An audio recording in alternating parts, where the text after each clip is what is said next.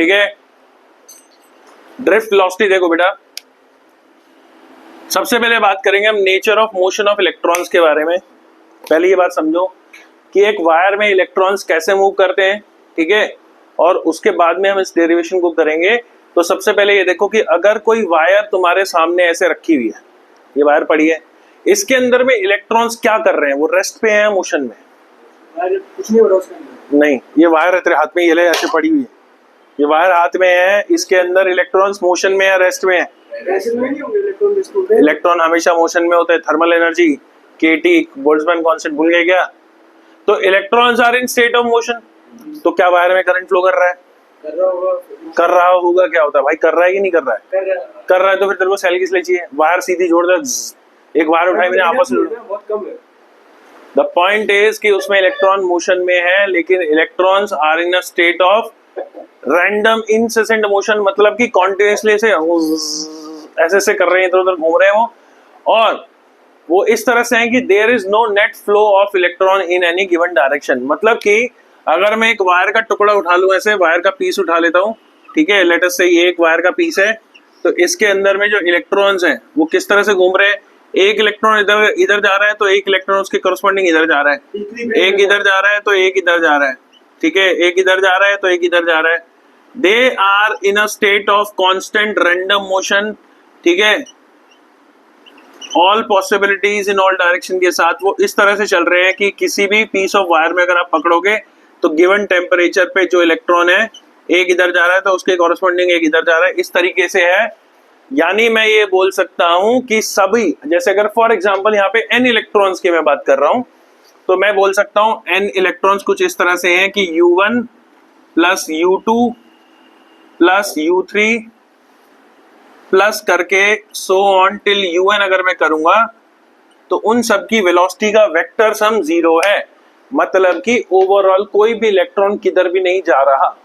अगर एक electron left में जा रहा है और एक इलेक्ट्रॉन राइट में जा रहा है तो ओवरऑल नेट करंट इज 0। इसी प्रकार से जब एक वायर पड़ी हुई है तो all the electrons are in a state of random motion. मतलब इस तरह से समझो यार, एक लोहे की ट्यूब में मक्खियां कैसे भिन्न आ रही है, लोहे की कांच की ट्यूब है बड़ी सी, उसमें तुमने बहुत सारी मक्खियां घुमाई, लेकिन ओवरऑल कोई भी किधर भी नहीं जा रही है। समझ में आ गई बात? इस तरह से चल रहा है मामला, क्लियर है? यानी all the electrons are in a state of random motion, but vector sum of all the electron is equal to 0। यानी इसको हम ऐसे भी लिख सकते हैं कि ui जो है, यानी ui जो है is not equal to 0 but sigma ui is equal to 0। क्या मतलब समझ में आया? नेट वेक्टर सम 0 है, इंडिविजुअल इलेक्ट्रॉन्स रेस्ट पे नहीं है। करंट 0 का मतलब ये नहीं है कि इलेक्ट्रॉन रेस्ट में, इसका मतलब ये है हर लेफ्ट में जाने वाले के लिए एक राइट में जाने वाला इलेक्ट्रॉन है, हर ऊपर जाने वाले के कॉरेस्पॉन्डिंग एक नीचे जाने वाला है। Overall there is no net flow of electrons in any given direction. सही है? जैसे एक मंत्री है, मंत्री कह रहा हूं सॉरी, एक बंदर है, उसको तुमने अपनी समस्या बनाई, उसको अच्छा इधर कूदा उधर कूदा, ये करा वो करा, गुलाटी मारी, सब कुछ करा, पूरी भागदौड़ मचाई, लेकिन क्या उसने तुम्हारी समस्या का हल निकाला? नहीं। एग्जैक्टली वैसा ही यहाँ पे इलेक्ट्रॉन्स के साथ हो रहा है। ठीक है, बहुत ही घटिया एग्जांपल कोई बात नहीं, छोड़ो। इलेक्ट्रॉन्स जो है सारे इधर उधर रैंडमली मूव कर रहे हैं। समझ में आ गई बात बेटा? तो ये क्या है, नेचर ऑफ, या इसकी डेरिवेशन हम किसकी कर रहे हैं? ड्रिफ्ट वेलोसिटी की। सही है यार? ड्रिफ्ट का मतलब क्या होता है? ड्रिफ्ट का मतलब भी समझो कि जैसे कि अगर एक वायर है, अच्छा अभी तो ये हो रहा है कि सर वो इधर उधर मूव कर रहे हैं, इलेक्ट्रॉन ऐसे मूव कर रहे हैं, ठीक है, no net flow of electrons, लेकिन अगर इसको मैं एक सेल से कनेक्ट कर दूंगा तो क्या होगा? जैसे इस बार क्वेश्चन आया था 1 मार्क में, हमने इतना कुछ किया, क्वेश्चन क्या आया था 1 मार्क में, ये था कि when current is passing through a wire, does it mean all the electrons are moving in the same direction? No. opposite direction. There the motion of electron is still random and zigzag. ठीक है, electrons का motion wire cell लगाने के बावजूद भी random और zigzag है, लेकिन now there is a net flow of electrons in any given direction. यानी एक बात समझो कि एक इलेक्ट्रॉन है, सपोज करो ये प्लस किया तुमने, ये माइनस किया, इलेक्ट्रॉन क्या है, इधर से इधर जा रहा है ऐसे, और ये इधर जाने की जो स्पीड है ये उसकी ड्रिफ्ट वेलोसिटी है। अब ड्रिफ्ट वेलोसिटी का मतलब क्या है?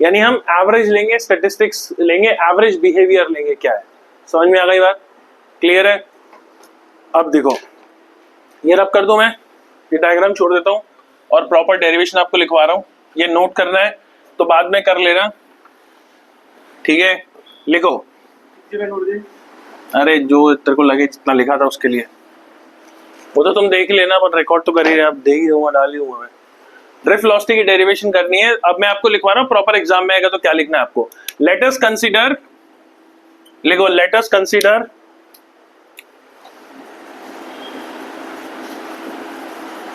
a wire having n electrons at a given temperature.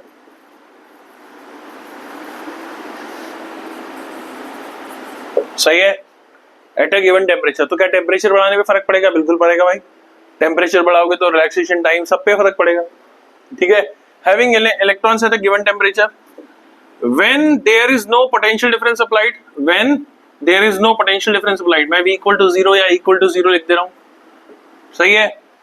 Then when v equal to 0 और इक्वल टू 0 यानी कोई इलेक्ट्रिक फील्ड नहीं है, सही है? इलेक्ट्रिक फील्ड में आपको बता दूं कि वायर के क्रॉस अगर v का पोटेंशियल डिफरेंस है तो इलेक्ट्रिक फील्ड क्या होगी? v by l। ध्यान रहे, ये फॉर्मूला यूज करेंगे। वैल्यू जो इलेक्ट्रिक फील्ड होगी वो क्या होगी? v by l। l होगी लेंथ ऑफ द वायर और v क्या हो जाएगी?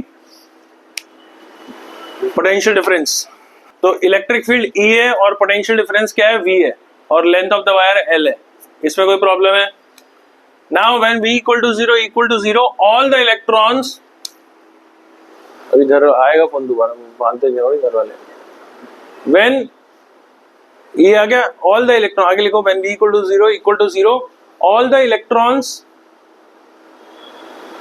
ठीक है, are in a state of random incessant INCE.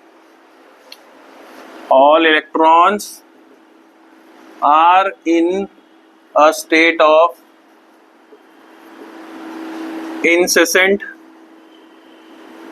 random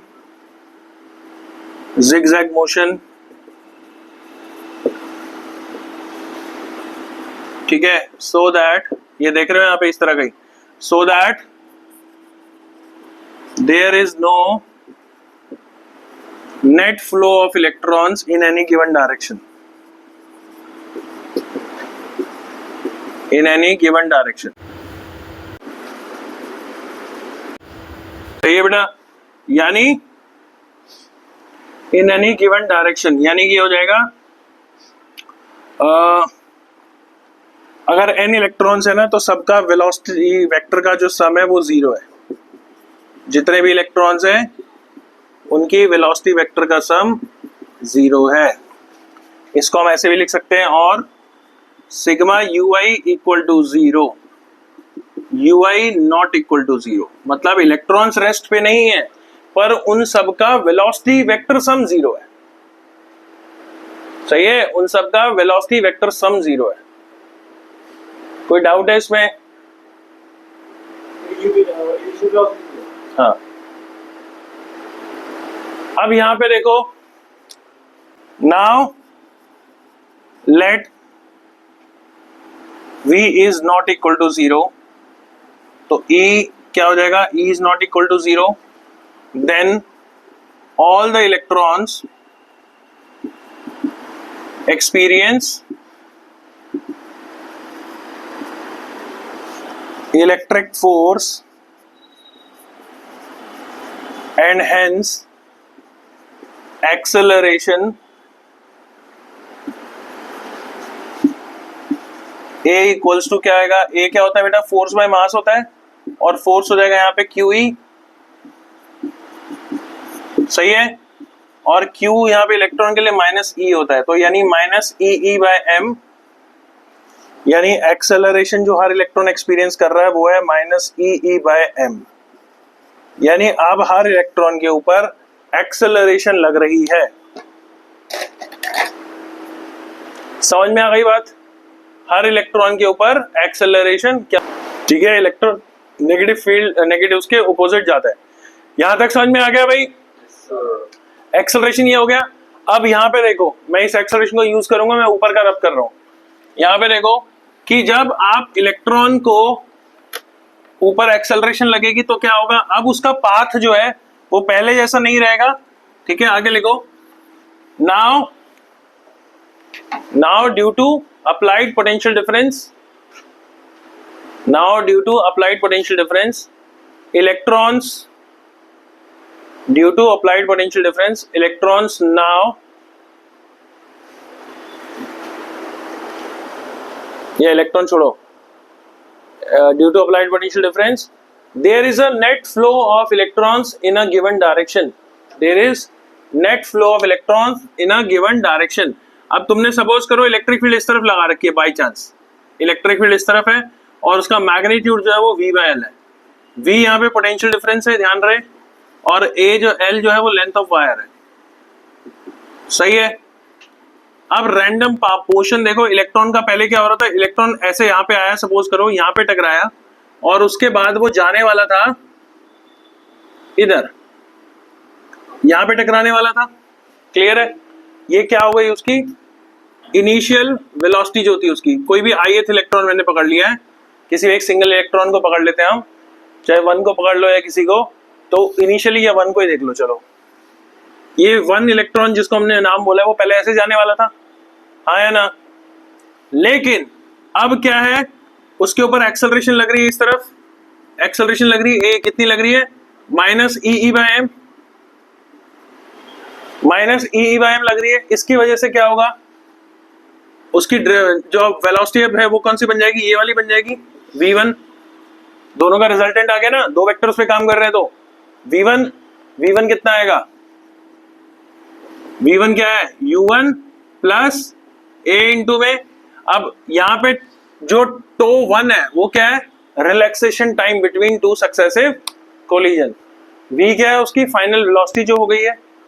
initially velocity उसकी U1 थी, लेकिन A एक्सेलरेशन उसके ऊपर लगी तो उसकी वेलोसिटी अब क्या हो गई है, A इंटू में T1, और T1 क्या है यहाँ पे, relaxation time between two successive collision for that electron.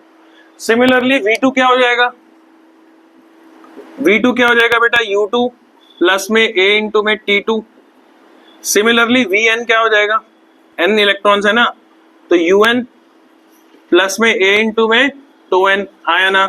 इन सभी को ऐड करेंगे तो क्या आएगा हमारे पास, V1 प्लस V2 प्लस में dot dot dot Vn is equals to क्या आएगा, U1 plus U2 plus dot dot dot UN and plus में A बाहर आ जाएगा, अंदर हो जाएगा tau 1 plus tau 2 till tau n। क्या ये बात समझ में आई? हाँ, डायग्राम में ऐसे, अरे V equal to U plus AT होता है ना, एक्सेलरेशन इक्वेशन भूल गए क्या, वही तो लगाई मैंने।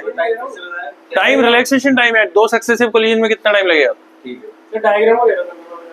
अरे ये एक इलेक्ट्रॉन ऐसे आ रहा है टकरा के यहाँ जाने वाला था, वो ऐसे रैंडम जिगजैग चल रहा है ना, तो कोई भी दो सक्सेसिव कोलिजन के बीच में पकड़ लिया हमने उसको, उन सक्सेसिव कोलिजन के बीच में उसको टाइम रिलैक्सेशन टाइम अगर टो 1 था और उसकी इनिशियल वेलोसिटी U1 थी, टकरा के चलने के बाद, तो एक्चुअली वो उस पाथ के अलोंग नहीं चलेगा, तो फाइनली उसकी वेलोसिटी अब क्या बन जाएगी, V1। सही है। तो U1 से ऊपर वाली जो ऐसे आ रहा है वो वाली, हाँ U1 जो ऐसे आ रहा है U1, ये U1 है, ये टकराने के बाद इधर जब चला है वो, हाँ समझ में आ गई बात। लेकिन उसको चेंज करके V1 बना दिया गया है, किसकी वजह से, अप्लाइड इलेक्ट्रिक फोर्स की वजह से। यहां पे आप देखोगे ये चीज क्या हो जाएगी, ये पूरी टर्म तो हो जाएगी 0, हाँ या ना, ये पूरी टर्म 0 हो जाएगी ना, भूल गए अभी तो किया था हमने, इनिशियल वेलोसिटी का वेक्टर सम 0 होता है, और इसको दोनों साइड में डिवाइड कर देंगे हम कैपिटल N से, इसको दोनों साइड डिवाइड कर देंगे हम कैपिटल N से, वो तो 0 हो गया। ये क्या है, सबकी फाइनल वेलोसिटी का सम, वेक्टर सम, ये क्या कहलाएगा, एवरेज ड्रिफ्ट वेलोसिटी, ये 0 हो गया है, प्लस A इंटू में वो क्या आ गया, टो क्या यहाँ पे, मीन रिलैक्सेशन टाइम। ठीक है, इसको पूरे को जो है हम लिख देंगे मीन रिलैक्सेशन टाइम,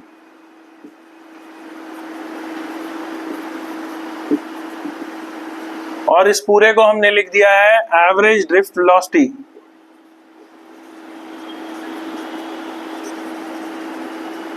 और वो कितनी हो गई है, VD equals to A tau, यानी VD जो है A की वैल्यू पुट कर देता हूं, क्या आ जाएगा, माइनस में E टो बाय M।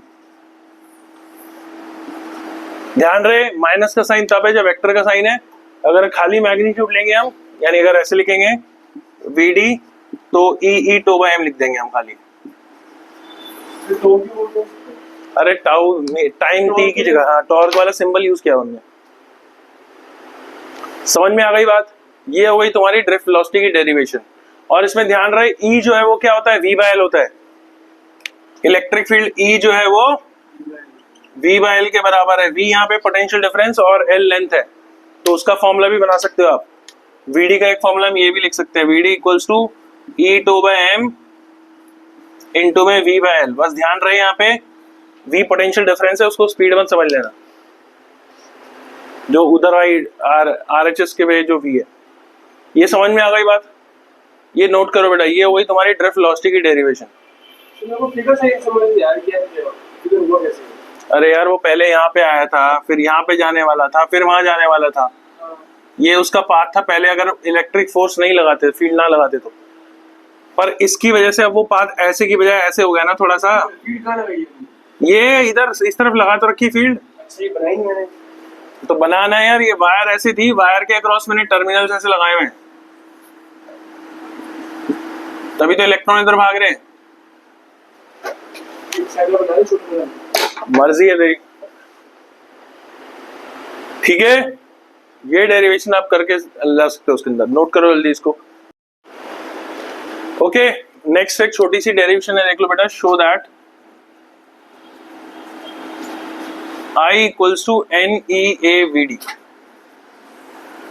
इसकी छोटी सी डेरिवेशन है और इसके ऊपर बेस्ड हम क्वेश्चन करेंगे फिर। तो कंसीडर अ वायर हैविंग, ये consider a wire of area A, area of cross section उसका A है, लेंथ उसकी L है, ठीक है। एक वायर ले ली हमने जिसका area of cross section L है, A है, और उसकी लेंथ L है। Let the number density of electrons is n equal to क्या बेटा, number density of electrons।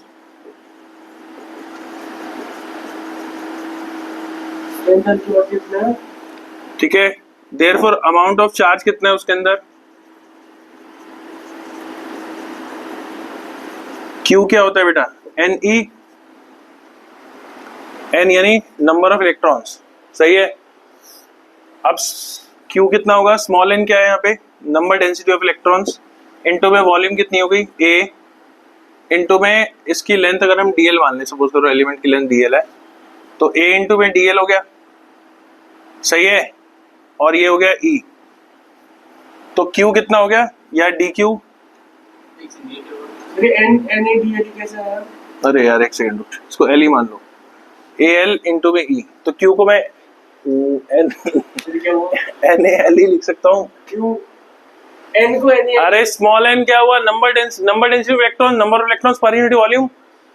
Small n क्या है, number of electrons per unit volume, और वायर का वॉल्यूम क्या हुआ, A इंटू L।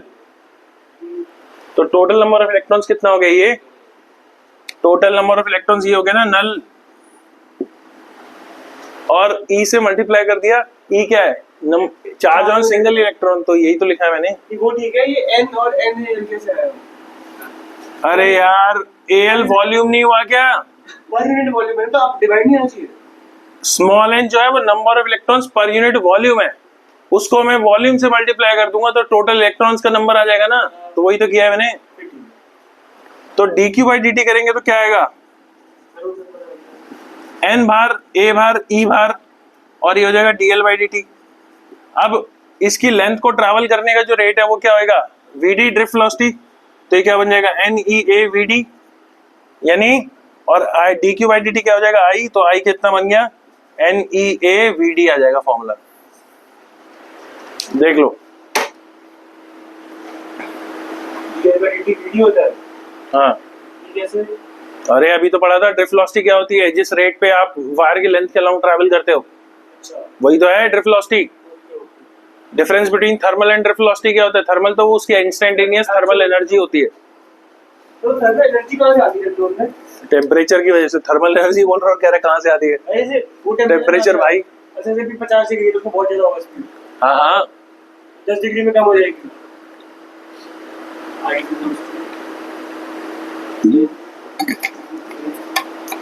वो तो 0 डिग्री सेल्सियस पे भी होती है। मिनिमम एनर्जी होगी उसकी 0 केल्विन पे, और कुछ वायर ऐसी होती 0 केल्विन। यस, ये समझ में आ गया बेटा। अब एक क्वेश्चन लिखो, ये रब कर रहा हूं मैं। वायर बना दिया इसमें? हाँ बना ले, इसमें वायर क्या है, ए और एल लिखना है बस। एक क्वेश्चन लिखना है बेटा, show that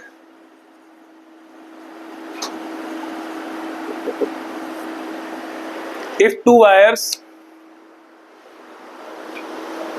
wires of same material are connected in series,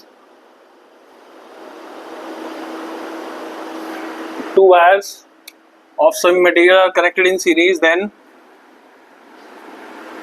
VD1 A1 is equals to VD2 A2। यानी वेलोसिटी, ड्रिफ्ट वेलोसिटी और एरिया का जो प्रोडक्ट होता है वो कांस्टेंट होता है अगर दो वायर्स को हम सीरीज में कनेक्ट कर देते हैं। ठीक है, अब लेट अस से दो वायर्स और इसको सीरीज में कनेक्ट कर दिया हमने। क्लियर है? सीरीज में क्या होता है, करंट सेम होता है। सीरीज में करंट सेम होता है, हाँ या ना? Yes sir. यानी I1 इक्वल्स टू I2 हो जाएगा। इसमें करंट अगर I1 फ्लो कर रहा है और उसमें I2 करंट फ्लो कर रहा है तो I1 I2 सेम होगा। I का फॉर्मूला क्या हुआ, N1 A1 NEA होता है ना, VD NEA1 और VD1 विजिकल टू क्या होगा, N2E A2 VD2। लेकिन अगर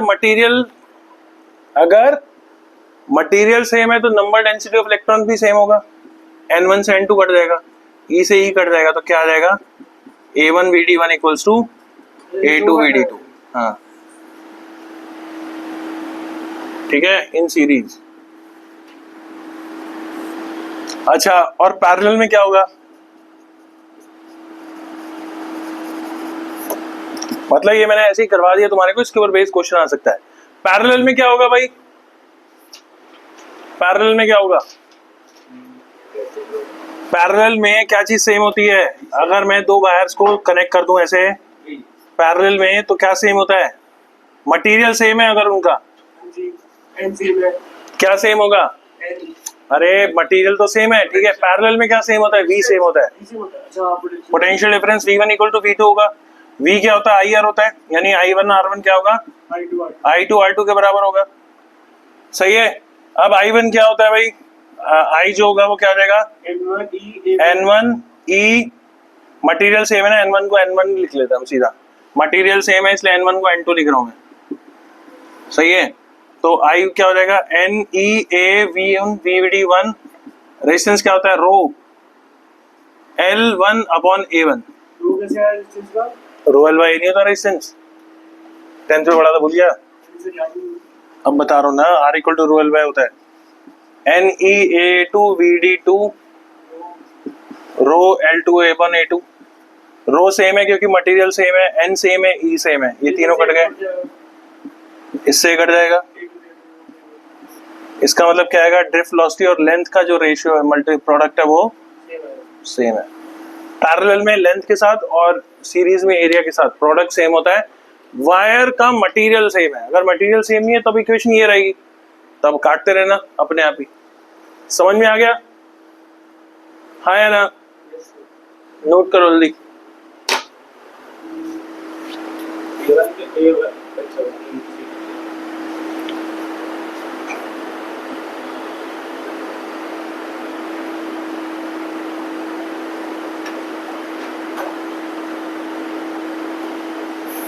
ये रब कर दूं,